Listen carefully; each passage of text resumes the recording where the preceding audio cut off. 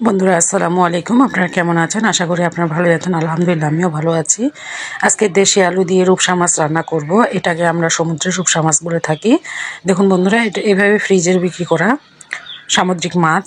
আর নিয়েছি দেশি গুঁড়া আলু, আর নিয়েছি পেঁয়াজ কলি, টমেটো। এই মাছগুলো আমি ধুয়ে পরিষ্কার করে নিয়েছি। আলুগুলো আমি চাকা চাকা করে কেটে নিয়েছি। দেখুন বন্ধুরা, আমি কীভাবে রান্না করি প্রথম থেকে শেষ পর্যন্ত। আর ভালো লাগলে অবশ্যই একটা সাবস্ক্রাইব ফলো করবেন আর আমার পাশে থাকবেন, আমি যেন আপনাদেরকে নতুন নতুন ভিডিও দেখাতে পারি। মাটির চুলায় রান্না, আপনারা তো জানেন যে মাটির চুলায় রান্না খেতে কিন্তু অনেক সুস্বাদু হয়। মাছের মধ্যে লবণ আর হলুদ দিয়ে ভালোভাবে মেখে নিতে হবে। আর এই সামুদ্রিক মাছ কাঁচায় যতটা নরম, কিন্তু ভাজলে অনেকটা শক্ত হয়ে যায়। আমার কিন্তু এই মাছটা খুব ভালো লাগে। আমাদের পরিবারের সবাই আমরা এই মাছটা খেয়ে থাকি বেশিরভাগই। আর মাছগুলো আমি ভালো করে ভেজে নিব। তেলের মধ্যে ছেড়ে দিলাম। আর বর্তমান তো নতুন দেশি আলু, আর দেশি আলু দিয়ে যে কোনো তরকারি রান্না করলে কিন্তু খেতে কিন্তু দুর্দান্ত স্বাদ লাগে।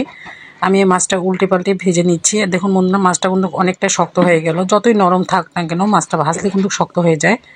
আর এভাবে আমি মাছগুলো ভাজা হয়ে গেছে, আমি সম্পূর্ণগুলো তুলে নিলাম। আজকে বন্ধুরা আমি কাঁচামরিচ দিয়ে রান্না করব। আর এর মধ্যে দিব আমি পেঁয়াজ বাটা। পেঁয়াজটাও খুব মিহি করে বেটে নিইনি, আধা বাটা করে নিয়েছি। এই যে কাঁচামরিচ। আর এখনকার কাঁচামরিচ বেশি ঝাল নেই দেখে কিন্তু কাঁচামরিচ দিয়ে খেতে ইচ্ছা করতে, কিন্তু অত ঝাল নেই, একটু ঝাল ঝাল হলে খেতে ভালো লাগে। আর দিলাম পেঁয়াজ কুচি, টমেটো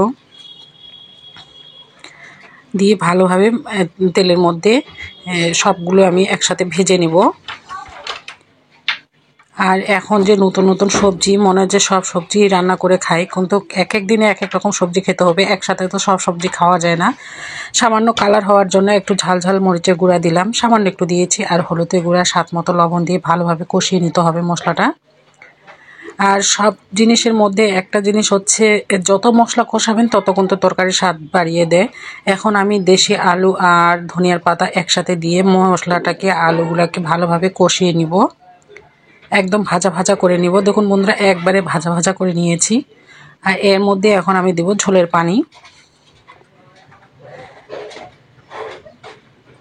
দেখে মনে হচ্ছে খেতে অনেক সুস্বাদু হবে। এখন আমি মাছগুলো ছেড়ে দিব। একবারে ঝোল করব না, একবারে মাখা মাখা করে নামিয়ে নিব। এই যে এখন নেড়ে চেড়ে আমি এখন ঢাকা দিয়ে কিছুক্ষণের জন্য রেখে দিব। আর ঢাকা তোলার পরে দেখুন বন্ধুরা, একদম কি সুন্দর সিদ্ধ হয়েছে, আর কালারটা কত সুন্দর হয়েছে। আবার একটু ঢাকা দিয়ে কিছুক্ষণের জন্য রেখে দিব। আবার ঢাকা তুলে দেখুন বন্ধুরা, আবার পানিটা টানিয়ে নিয়েছে, আর উপরে তেল ভেসে উঠেছে। এভাবে একটু পুরা পুরা ভাব করে খেতে কিন্তু ভালো লাগে। দেখুন মাছের কালারটা দেখুন বন্ধুরা, নতুন আলু দিয়ে রূপসা মাছ। বন্ধুরা ভালো থাকবেন সবাই। আসসালামু আলাইকুম।